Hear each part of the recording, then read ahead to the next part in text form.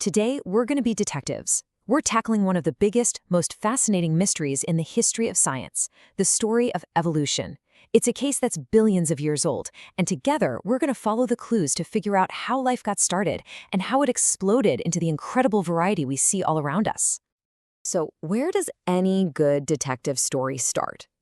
With the first clue. For thousands of years, people noticed something kind of strange. You leave a piece of meat out, and poof, maggots appear. You leave a pile of sweaty rags and grain in a corner, and bam, mice. The obvious conclusion, right? Life just springs into existence from nothing. But was that really what was going on?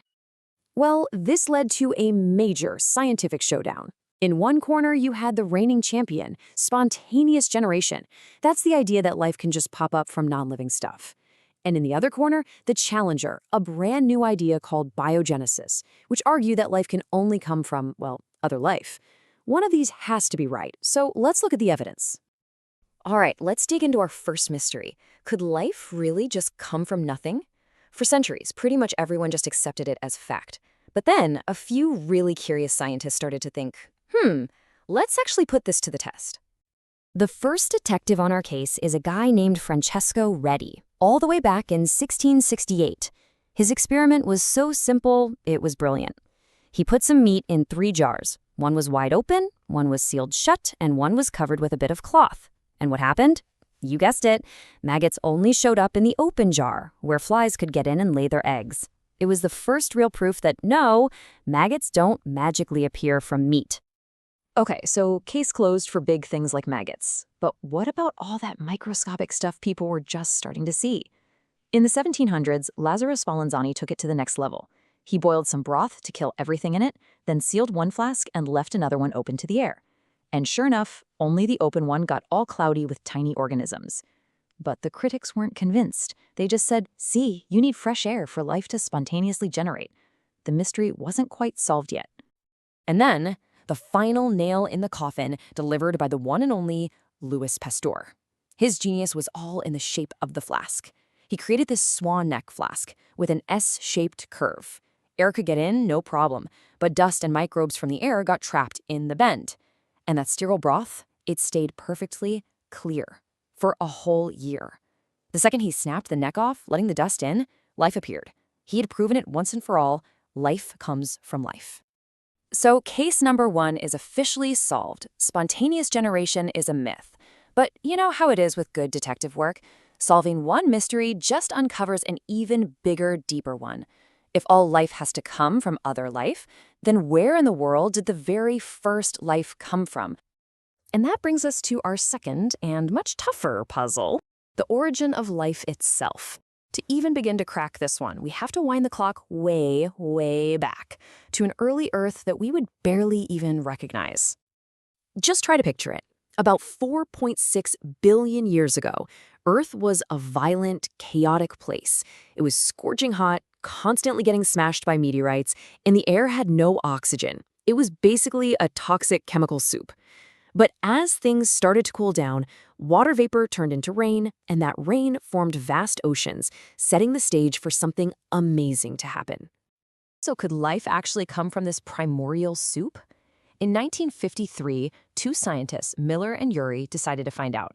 They built this crazy-looking setup in their lab to mimic the early Earth, with the right gases and a little ocean.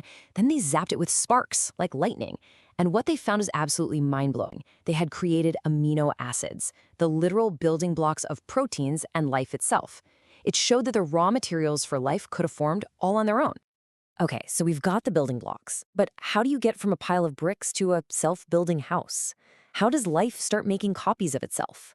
Well, the leading idea here is called the RNA world hypothesis.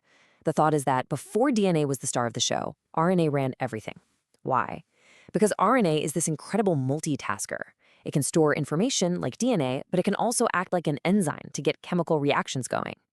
It was probably the first molecule that could make copies of itself, which is really the essence of what it means to be alive. So we have this first tiny spark of self-replicating life. Amazing.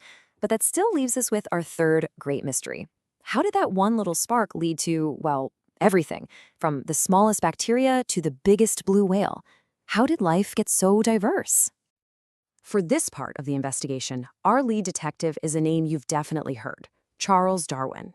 Through his incredible voyages and sharp observations, he came up with a revolutionary theory called natural selection. It turned out to be the core mechanism, the how-to guide that explains all of life's incredible diversity. Now, Darwin's idea sounds complicated, but it's actually beautifully simple. You can break it down into 4 basic steps. 1. Everything makes way more offspring than can possibly survive. 2. All those offspring are a little bit different from each other. There's variation. 3. It's a tough world out there. There's a struggle for food, for mates, for survival. And 4. The individuals that happen to have the traits that give them an edge are more likely to survive and have their own kids, passing on those winning traits. That's it. You just repeat that simple process for millions of years, and you get evolution. And the result of this whole process is something we call an adaptation. This isn't something an animal decides to do. It's a trait that's passed down that just happens to make it a better fit for its environment. Think better camouflage, or sharper claws, or the ability to run faster. All of this increases its fitness, which in biology just means its ability to survive and, most importantly, pass its genes to the next generation. Now, no detective can close a case without presenting the evidence. And for Darwin's big idea, the evidence is absolutely overwhelming. So let's open up the evidence locker and take a look at the mountains of proof that back up the theory of evolution. Evidence number 1, the fossil record. This is like having a history book written in solid rock. The deeper you dig, the older the rock, and the older and simpler the fossils are. As you get closer to the surface, the fossils get more and more complex and look more like things we see today. It's a physical timeline of life changing over billions of years. Next up, evidence number 2, homologous structures. Now this is cool. Look at a human arm, a cat's front leg, and a bat's wing. They're used for totally different things, right? But if you look at the bones inside, they're built from the exact same parts in the same pattern. The only way that makes sense is if we all inherited that basic blueprint from a common ancestor way back when. Okay, evidence number 3, embryology. If you look at the very earliest stages of a developing embryo, it's almost impossible to tell a fish, a chicken, and a human apart. Seriously, we all start out with things like gill slits and a tail. This shows that we all share a fundamental developmental toolkit that we inherited from a distant shared ancestor. And finally, the smoking gun, the ultimate proof that seals the deal: DNA. Molecular biology is the final word. When we actually compare the genetic code of different species, it confirms everything the other evidence suggested. Species that we thought were closely related, like humans and chimps, have nearly identical DNA. It's the ultimate confirmation of the tree of life. So, we've got the how, natural selection, and we have a ton of evidence to back it up. But let's look at the final piece of this grand puzzle. How does this process actually create brand new, totally distinct species from old ones?